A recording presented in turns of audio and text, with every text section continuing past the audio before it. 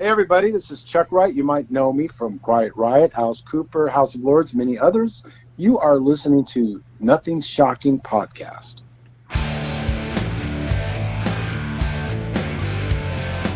Want to know what's going on in the world of music? Then tune in to the Nothing Shocking Podcast, a non-genre based, all ages friendly rock and roll program. Join us weekly for interviews with all your favorite rock stars from the mainstream to the underground. You can find us at nothingshocking.libsyn.com or anywhere you download podcasts.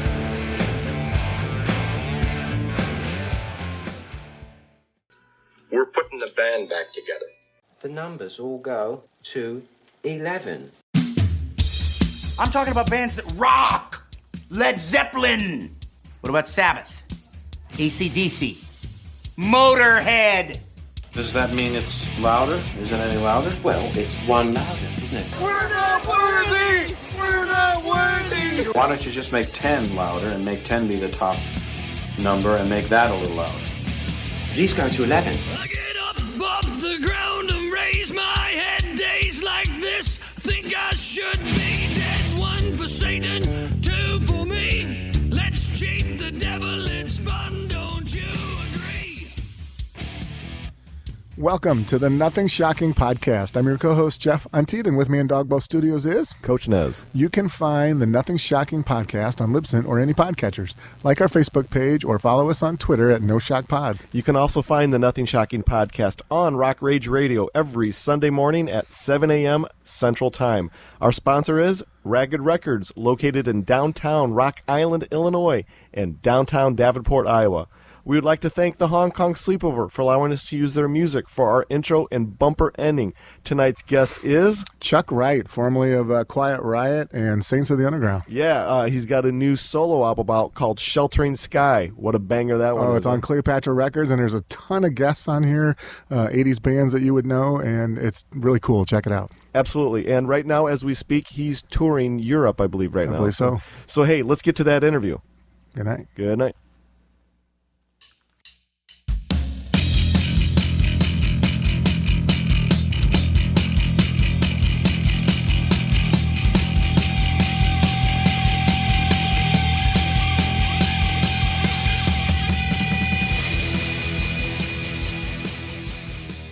Chuck, welcome to the Nothing Shocking Podcast. I'd like to introduce to you my co-host, Jeff Untied. Chuck, thanks for joining us tonight. Hey, I will promise to not say anything shocking since this is nothing shocking. Well, first of all, number one is we need to thank you so much for the correspondence and your willingness to do this. When I saw that you had a new album out, I said, we got to get this guy on the podcast. Yeah. So we're so excited. Well, it's actually my first debut. It's my first solo album.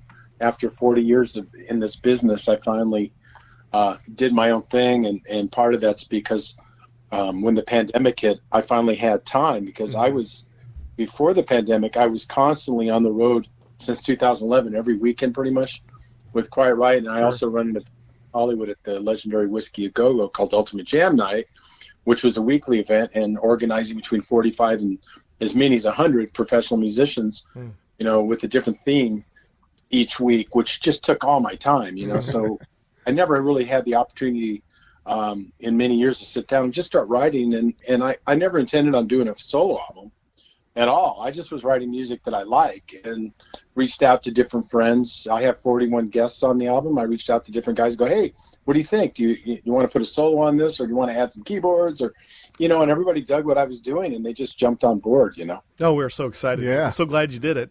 Well, the final product has about 11 tracks. How many songs did you record for the album?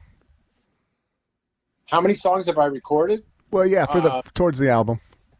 Well, like I said, I didn't know it was going to be an album. I just was writing songs. There are probably a handful, 6 or 7 other songs that were kind of started and I just I decided that, you know what, I want to finish this now and be done with it. What happened was I ended up having 5 songs completed, and I decided to do a video for the song, my cover of Bjork's Army of Me, which there's a backstory on how that song even came about. But I put together a video working with a 3D animator friend of mine, and it was during the time Ruth Ginsburg just passed, and all the chaos and the rioting was going on, and the unrest, and that's reflected in the video. And the video is really topical now with the Roe versus Wade situation. I have an actual scene in the video where a woman has "My Body, My Choice" written across her chest.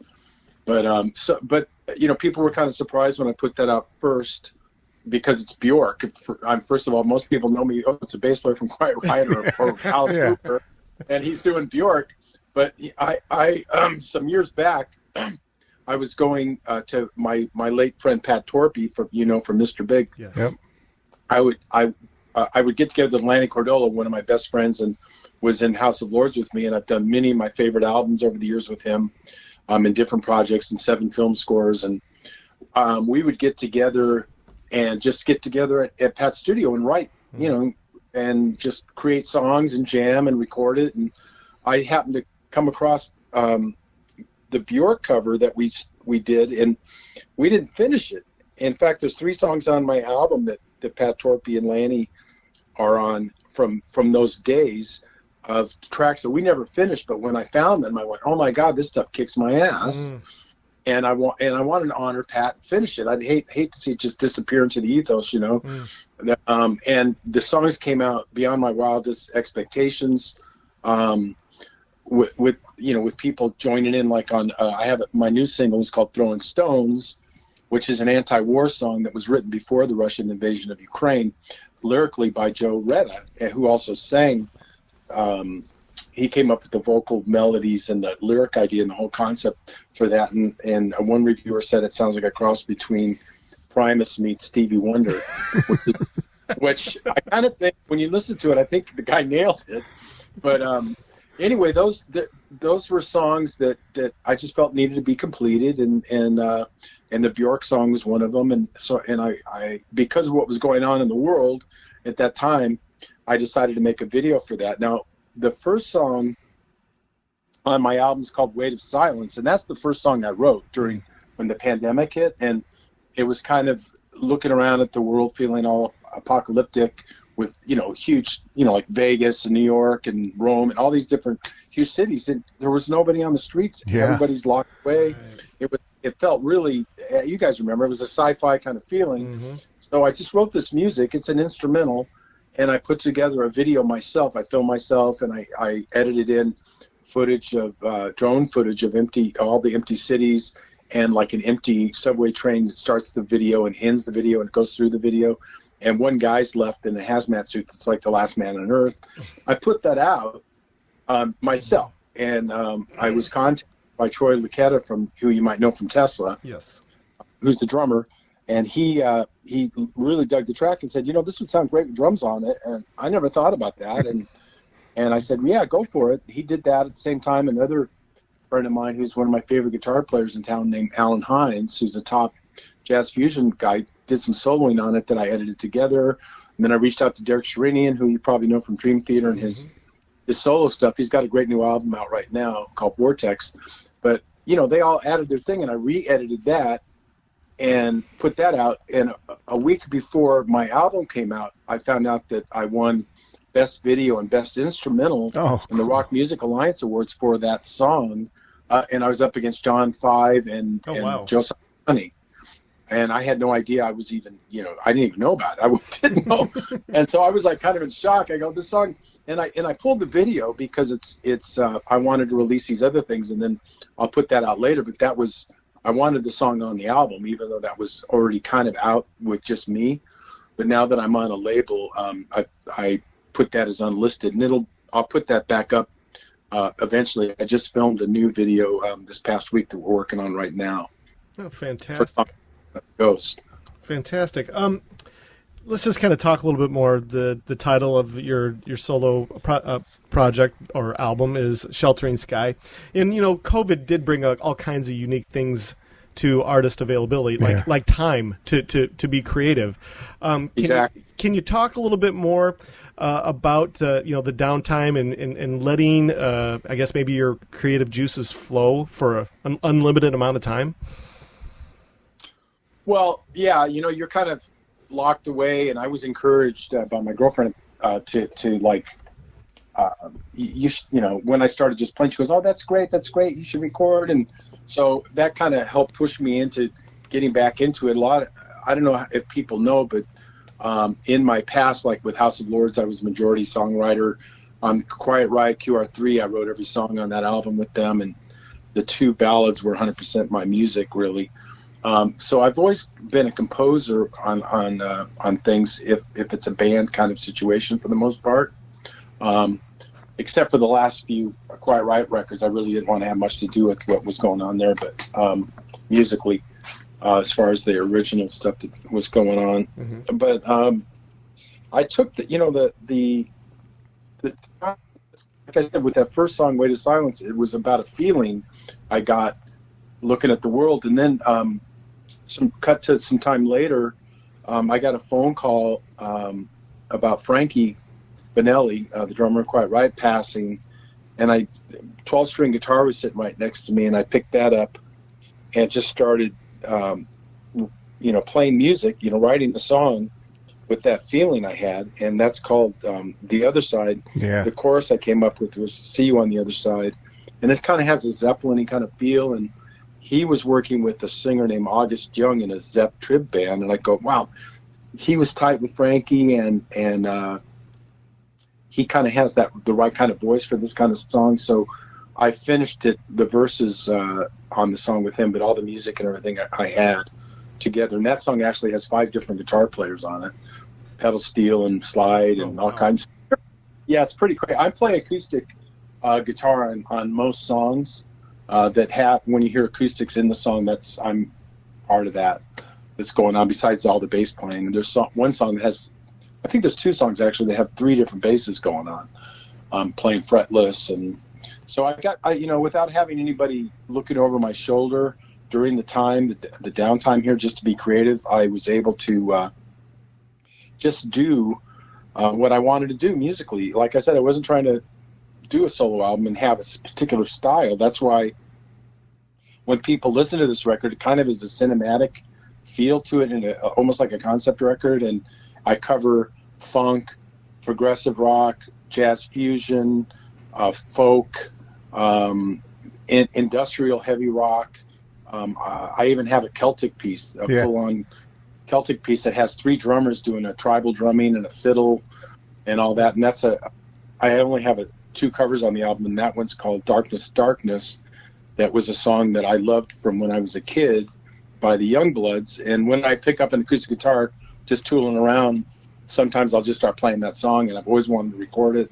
So I decided to record it properly, and the singer on it's David Victor, who was in the band Boston for a couple of years and just killed the vocal on that thing. So, I'm very blessed. I have so many talented friends that just wanted to jump on board, and it's the album is being really well received. I mean, all the reviews I've had have been just fantastic, and I'm kind of in awe of it all, really.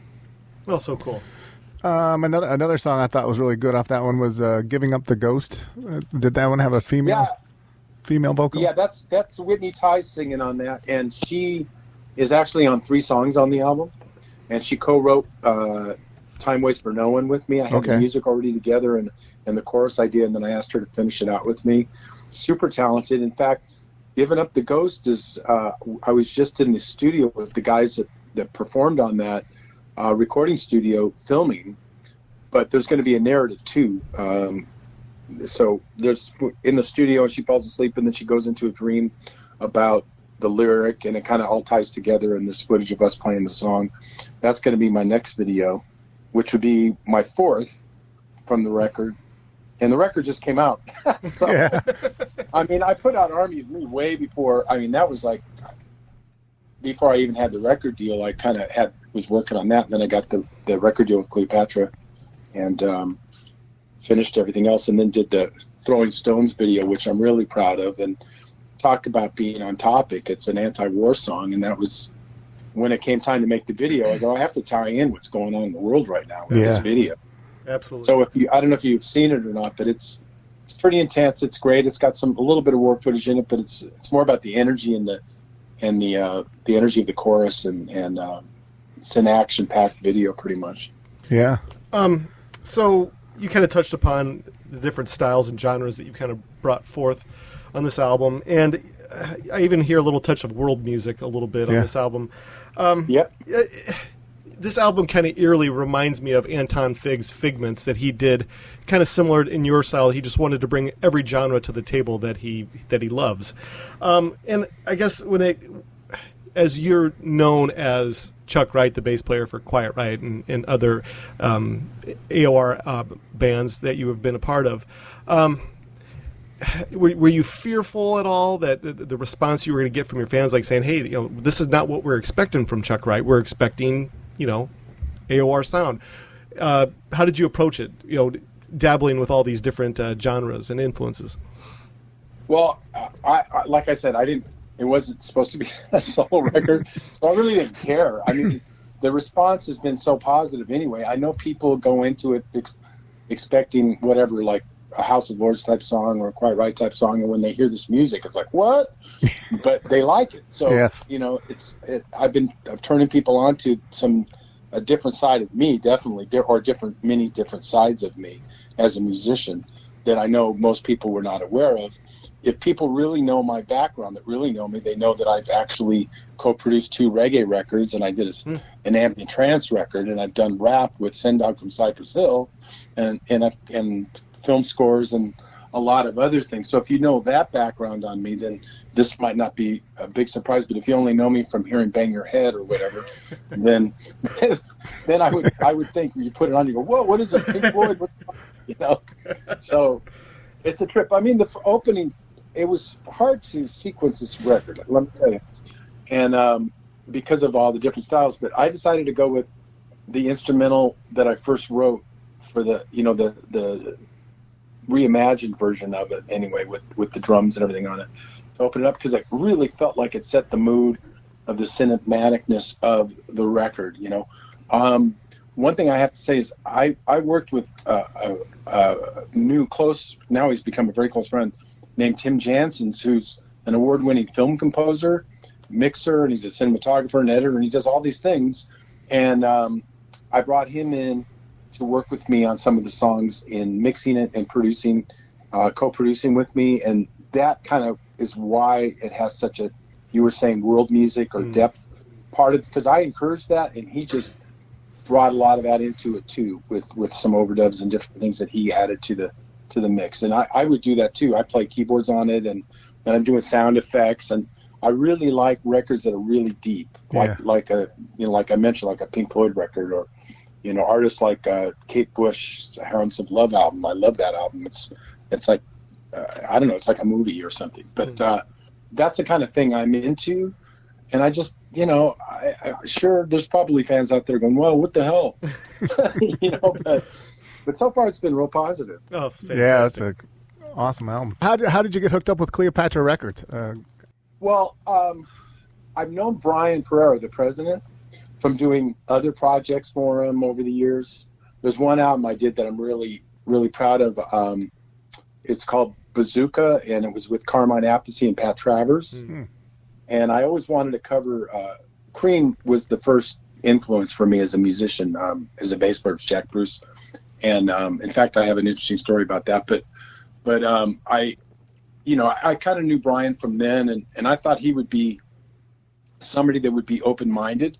I mean, I went to another label that I'd been associated with, but I knew right up front. I said, I know you guys aren't going to want this because you do a particular style all the time, but I wanted to be, give them the benefit of the doubt and be nice and say, hey, this is what I'm doing, to see if they'd be interested. And I knew they wouldn't be, but I thought I'd throw it out there anyway.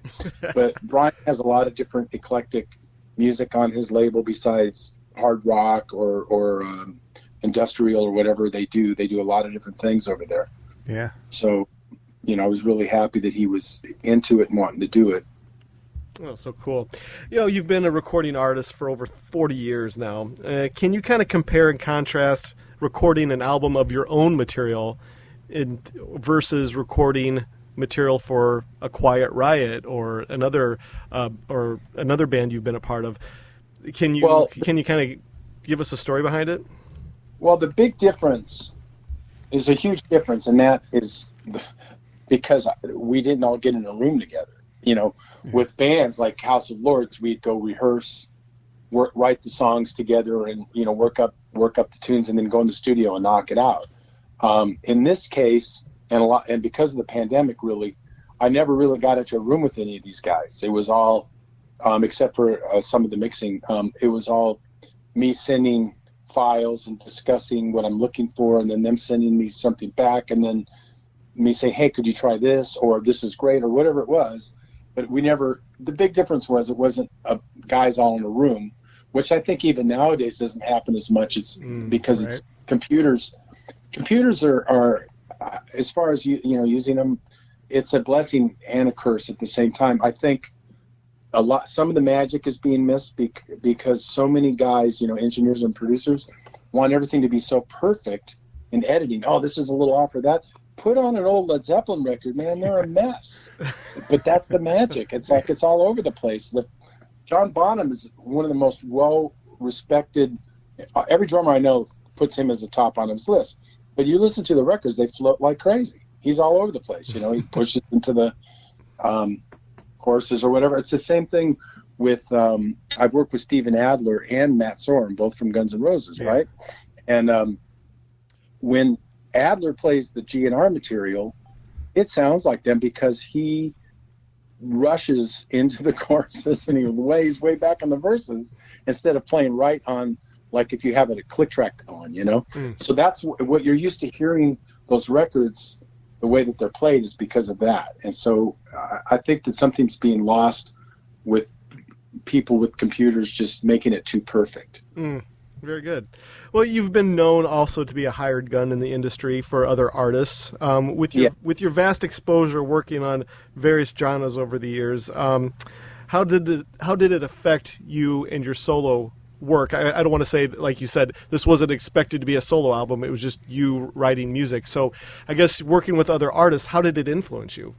Well, I think every experience you have, you pick up something from in the studio, from engineers, producers, like techniques, or it would sound good here if you did this kind of thing going into a chorus, or you remember those things. They kind of stick with you and they become part of you. And working with certain artists kind of rub off on you. But a lot of my experience when I'm just a hired gun is in and out pretty much, It's more about, I think I've learned more from working with the producers and the engineers when it came to creating my own thing, like tunings or try doubling this with a 12-string underneath and just different things like that. Just production ideas, because I did produce the record. But with Tim, my friend that I mentioned earlier, he did work with me on a few of the other tracks. But mostly it's my baby, top to bottom. Oversaw everything that went on it. I'm in here editing. Speaking of computers, editing parts, moving things around. Like Weight of Silence, he just sent me a couple solos, and I edited it. He played this beautiful melody that was based on something I played on my acoustic, and I copied it and used it again because it was so beautiful. I go, this is like a theme. Like when you listen to like a Jeff Beck record, he usually has some kind of thematic guitar line that he weaves in and out of, and that's what I wanted to do with Weight of Silence. Oh, so cool. Yeah. So you tackled some lead vocals on some of these tracks, correct? I did not. Okay. You know what? I do on most records and bands, especially that I've been in. I've been a singer, as a background singer, and I have sung lead. But because I'm surrounded with so many amazing talents, I didn't want to diminish my own album because I wanted to have my voice on it. Oh, okay. Very good. Well, let's kind of switch gears here. You kind of touched on this before, but you've been performing at the Ultimate Jam Night at the Whiskey A Go-Go for a while now. How long have you been performing at the Ultimate Jam Night? Because we've also had other guests on there that have done this with you over the years. Well, it's actually more than performing. Yeah. Usually when I'm there, I'm part of the house band, which we usually do like 5 songs or 6 songs in the whole show.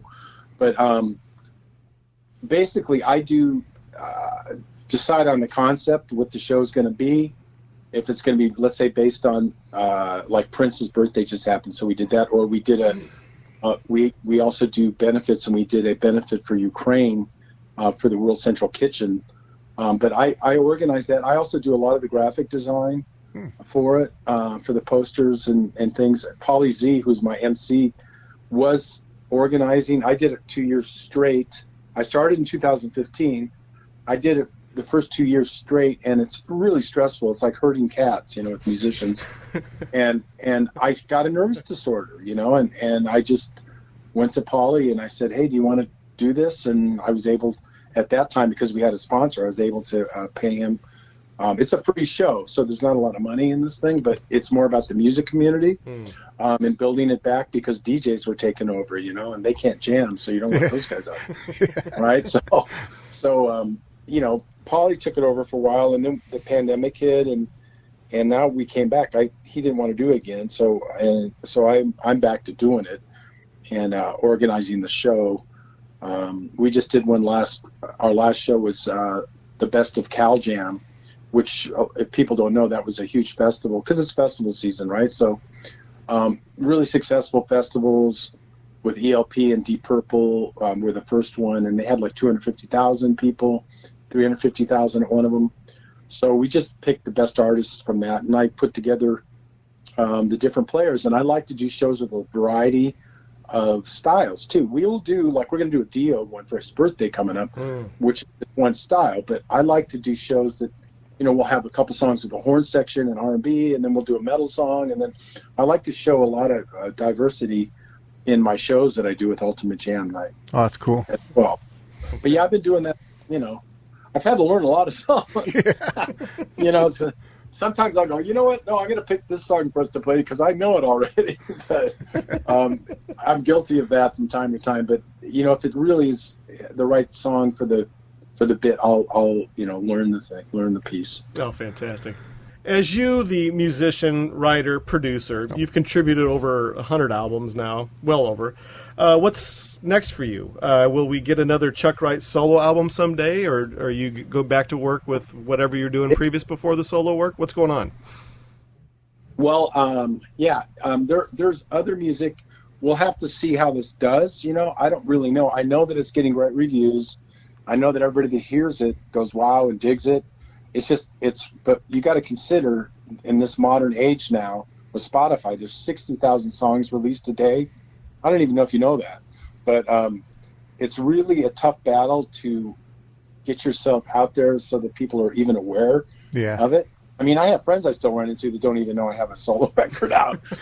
I'm going, what? It's like not everybody's on your Facebook page, Yeah. But we'll see how it does. I would love to have the time to do that again, and kind of like maybe pick just 2 genres and not 8 or whatever it is. I don't know.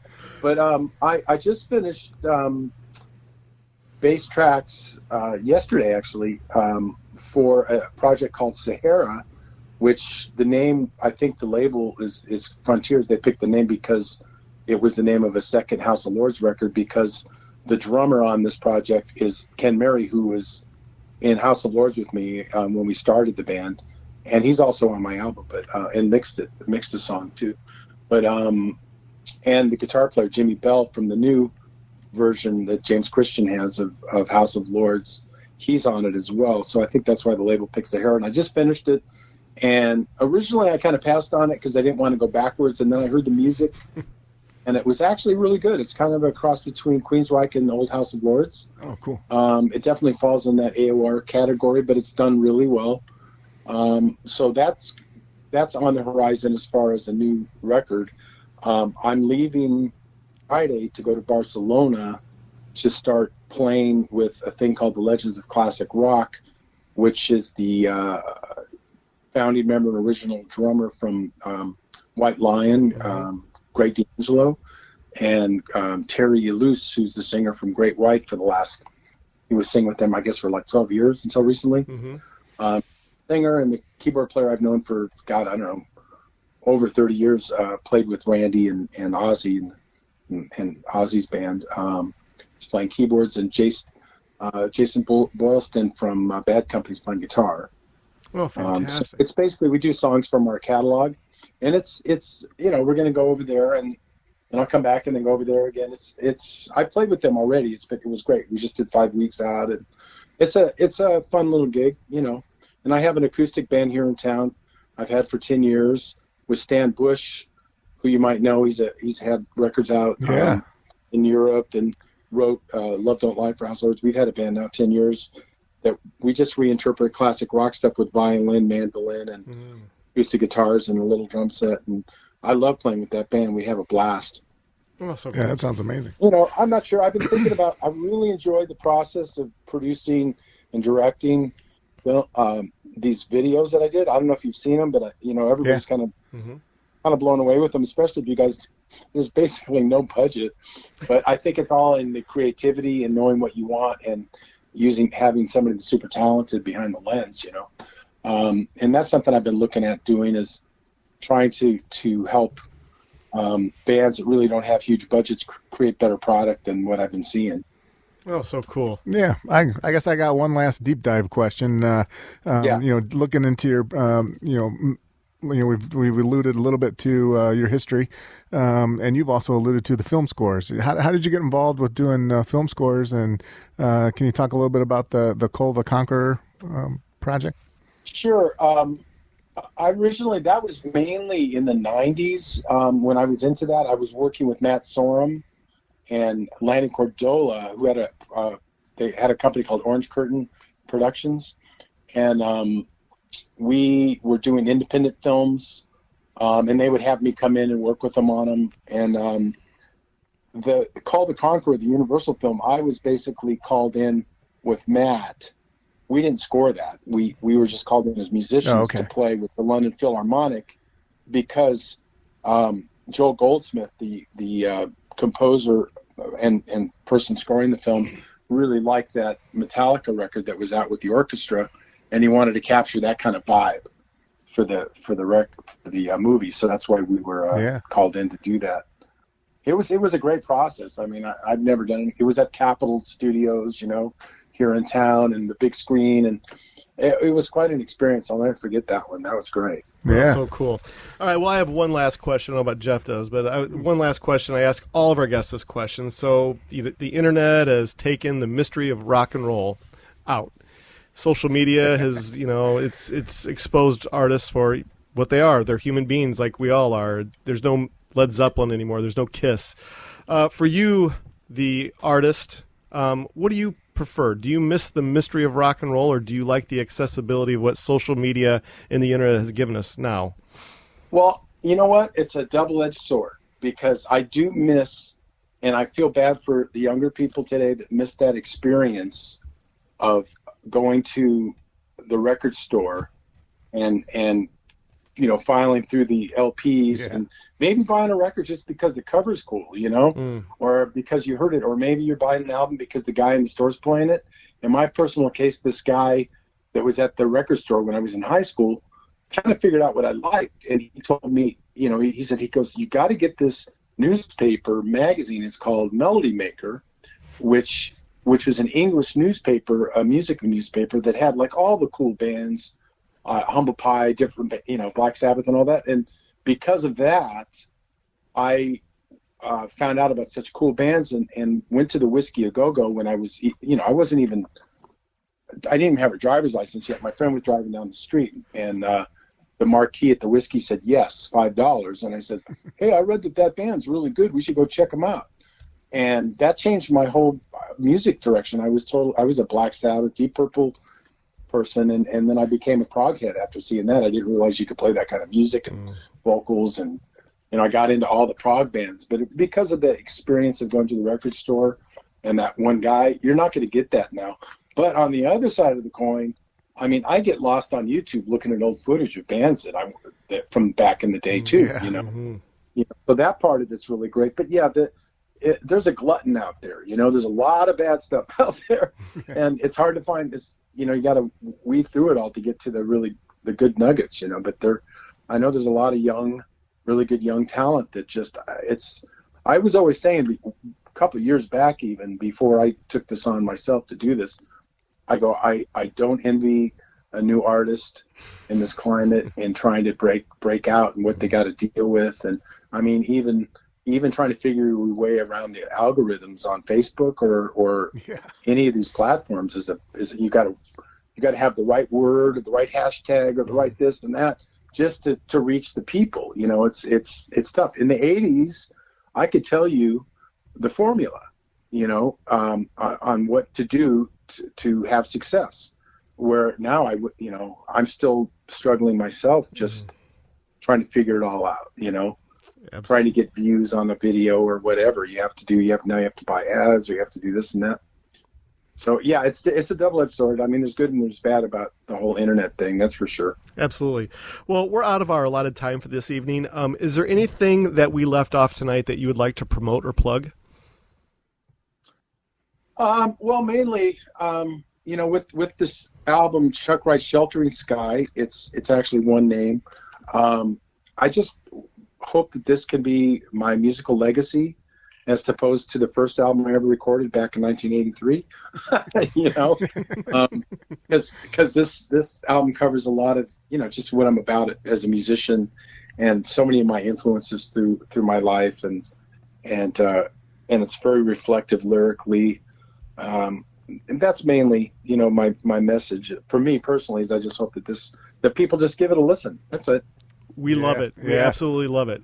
Well, this is absolutely. Well, this is how things are going to work out. We're about 4 weeks behind on our episodes, so we're looking at about a month. And so when Jeff, the editing wizard, gets everything all cleaned up here, we'll send the link to you. And if you could share it to your socials, that would be fantastic.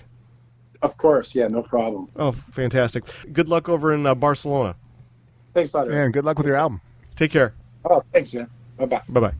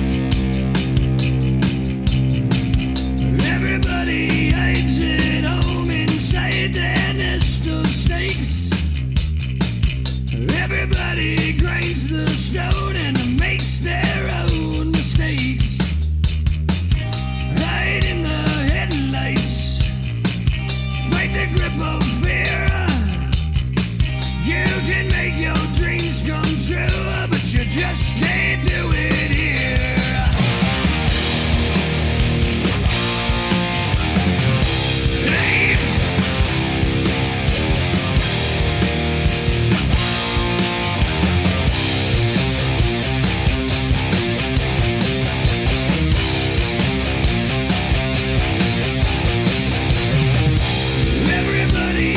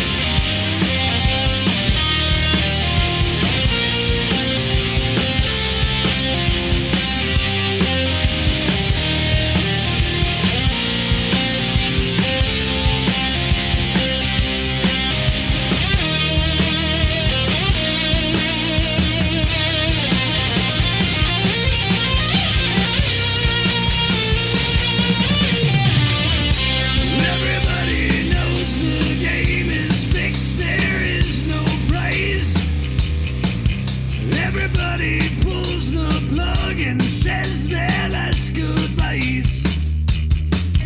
Move to the sunshine, fight the grip of nights. If they ever take from you, then you plug out both their eyes. They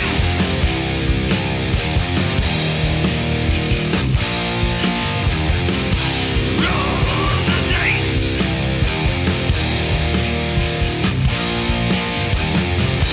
Take your chances.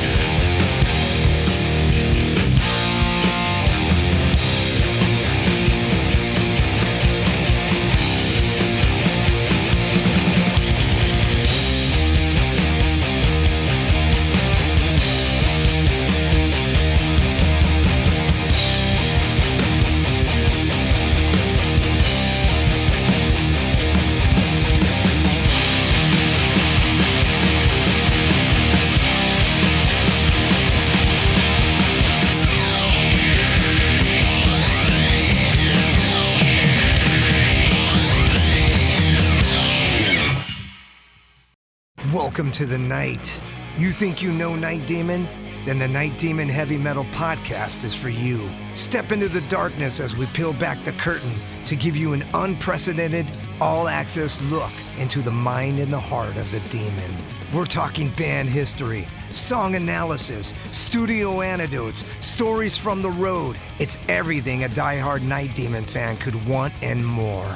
This is the only place to learn the inside scoop, the deep dive trivia, the untold tales from the band members themselves and those closest to the Night Demon story. Need more? The Sacred Night Demon Crypt will be pried open to reveal demo recordings that have never before seen the light of day, all with in-depth commentary by the band and the people who were there for the writing and recording process. This is a gold mine, a treasure trove of all things Night Demon. Head over to nightdemon.net or wherever you listen to podcasts.